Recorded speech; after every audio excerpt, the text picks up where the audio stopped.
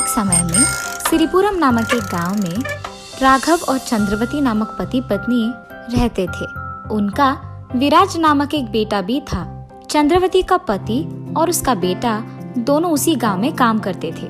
चंद्रवती बहुत ही कंजूस थी।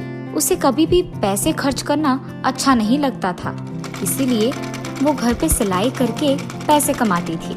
एक दिन उसके पति और बेटा दोनों काम के लिए जाते हुए चंद्रवती के पास जाकर पैसे पूछते हैं। माँ, मुझे अपने दोस्तों के साथ बाहर जाना है, मुझे 500 रुपए दीजिए ना। चंद्रवती, मुझे भी आज 100 रुपए की जरूरत है। उन दोनों के ऐसे पूछने पर वो अंदर जाकर पैसे लेकर बाहर आती है।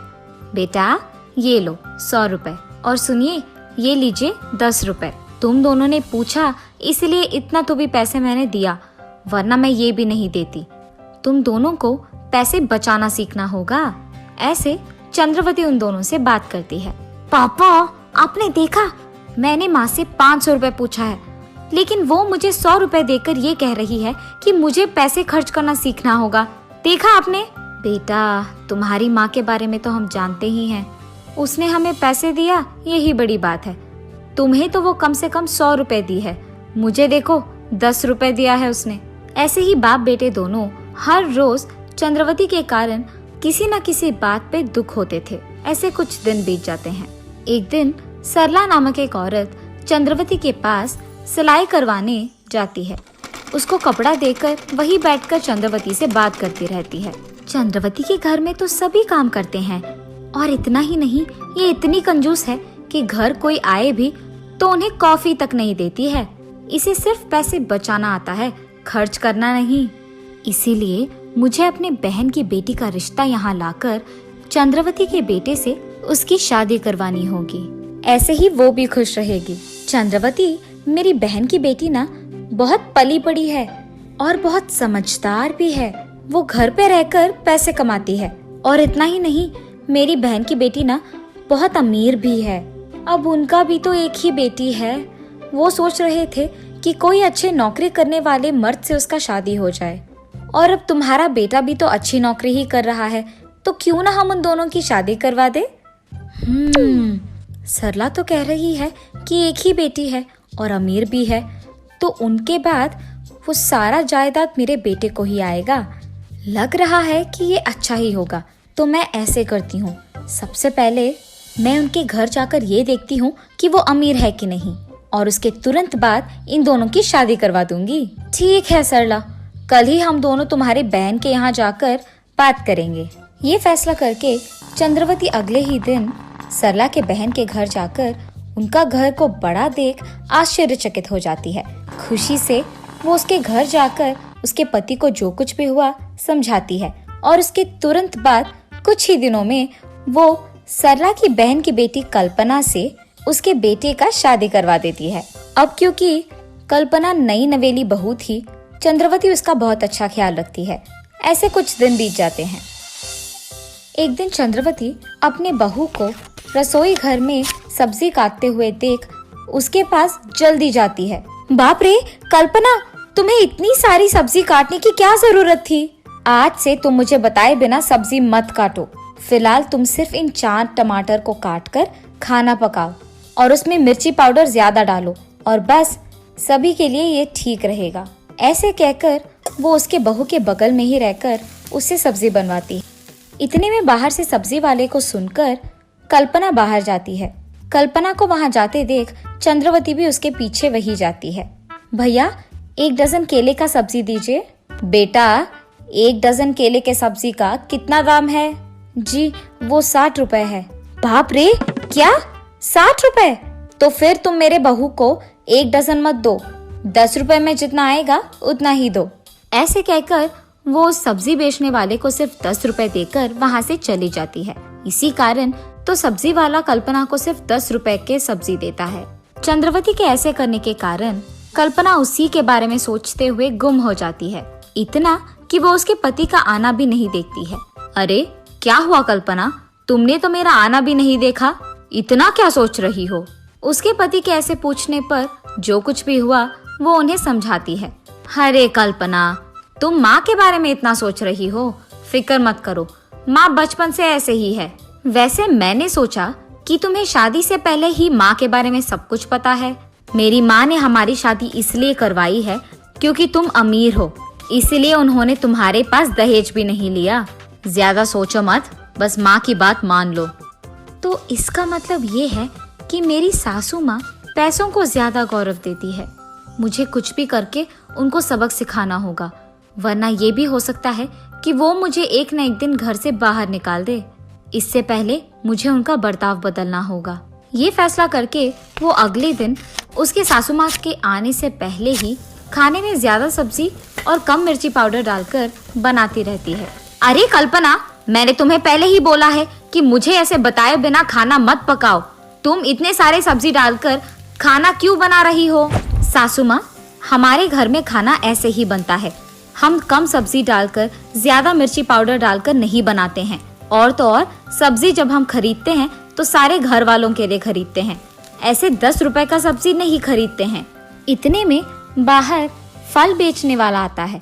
उसकी आवाज सुनते ही कल्पना बाहर जाकर उसके सासू माँ के सामने ही सारे प्रकार के फल को 1-1 किलो में लेती है।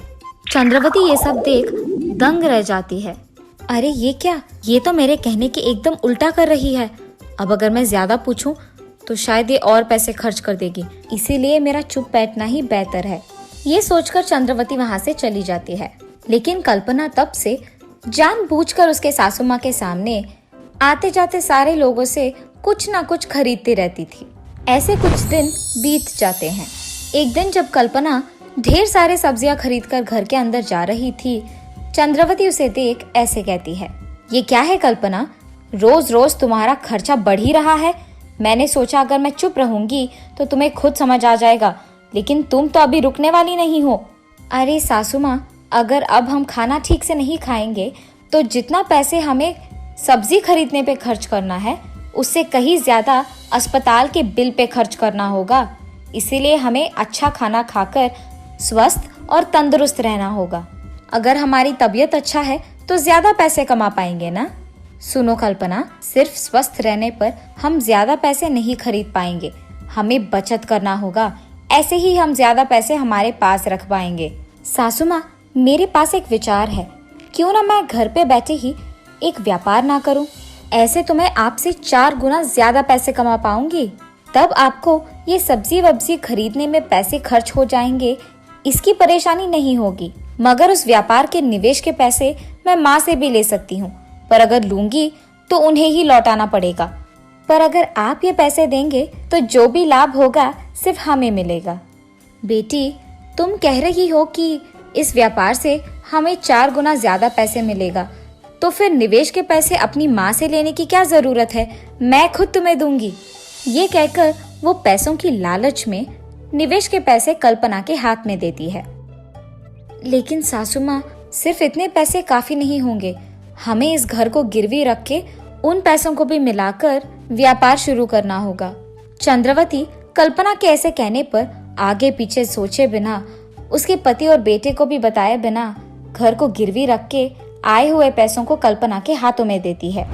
ये होकर 1 साल बीत जाता है। उसके बावजूद कल्पना कोई भी पैसे चंद्रवती को लाकर नहीं देती है। ये देख चंद्रवती परेशान हो जाती है। चंद्रवती कल्पना के पास जाकर उसके पैसे पूछती है। हाँ सासू माँ, आपने मुझे पैसे कब दिया, और आप मुझे भला देंगी भी क्यों? कल्पना के मुंह से ये बातें सुनकर चंद्रवती चौंक जाती है और उसके बेटे विराज को जाकर जो कुछ भी हुआ बताती है। माँ, आप फिक्र मत करो, मैं अपनी बीवी के पास जाकर ये पता करूंगा कि उसने आपके पैसे क्यों नहीं लौटाए। उसकी माँ से ये कहकर विराज उसके कमरे में जाकर सोच में पड़ जाता है। मेरी माँ अगर इतना दुखी है तो इसका मतलब यही है कि मेरी बीवी ने उनसे पैसे लिया ही होगा।